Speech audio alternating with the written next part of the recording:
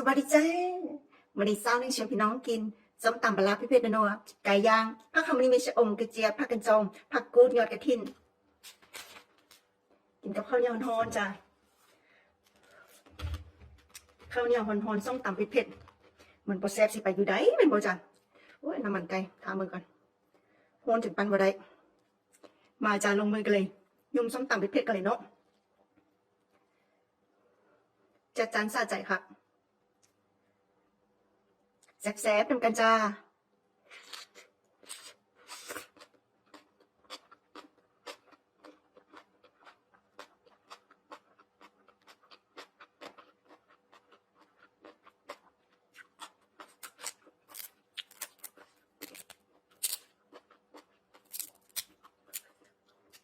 ชะอมงามๆ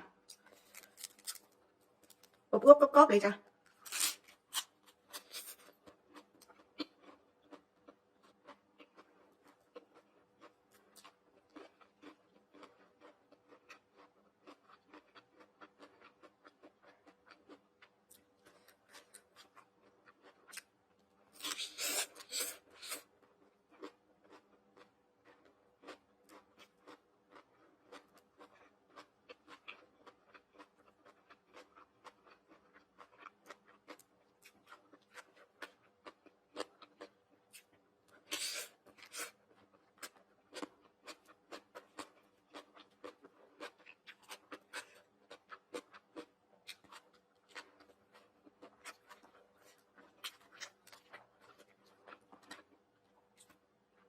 ไก่ย่างเองสิงามบ่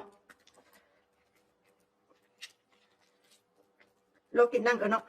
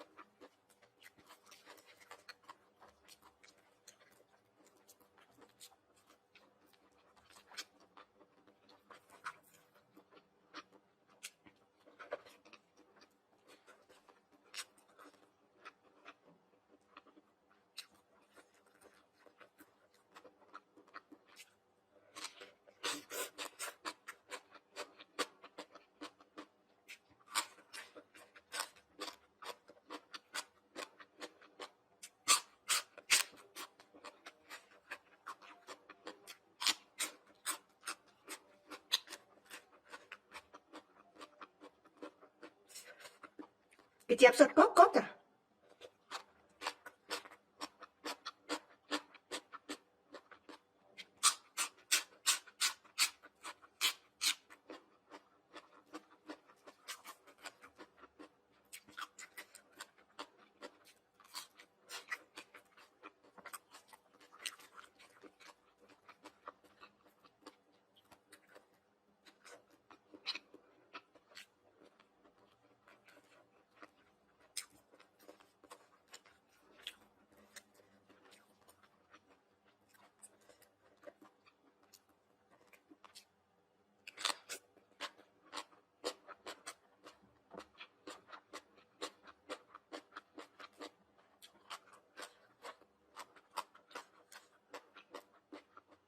ผักกูดลวก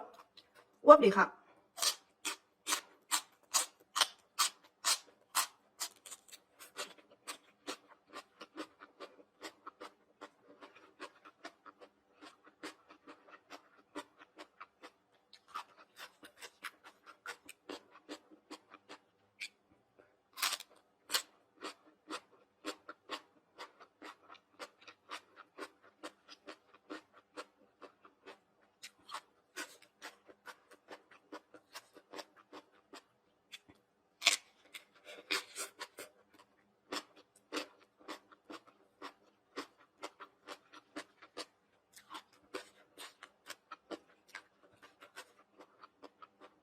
กินผักแกมส้มตำซื่อๆก็แซ่บจ้ะ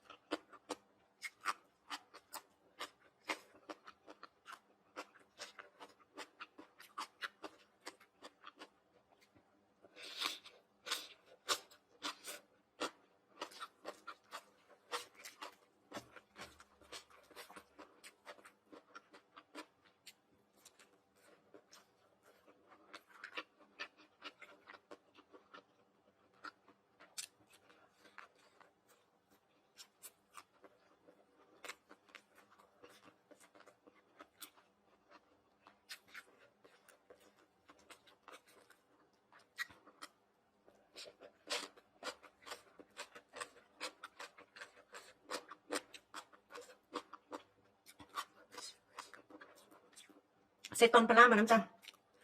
ปลาร้าปลากระดีสุดยอดความนัว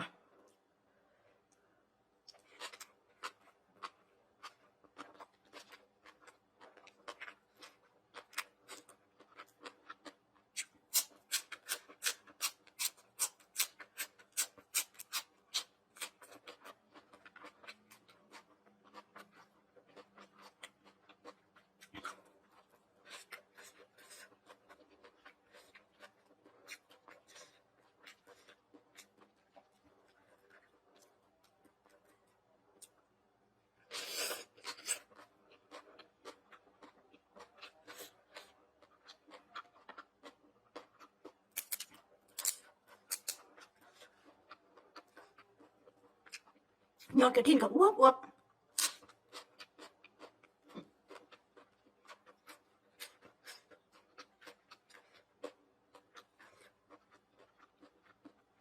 ยอดกระถินเหมือนบ้านแซ่บจ้ะ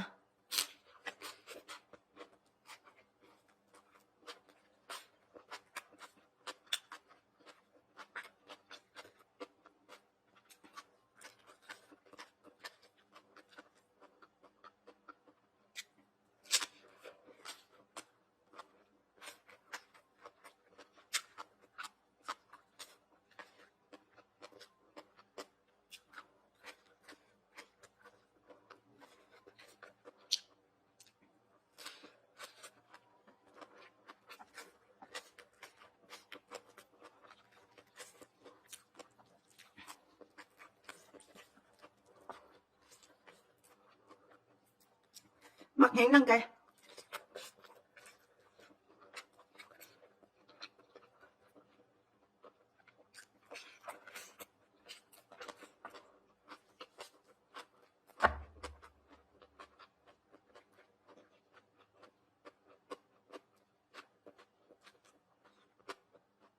ขอบคุณกันที่ตามรับชมไว้พบกันใหม่คลิปหน้าจ้าสวัสดีจ้า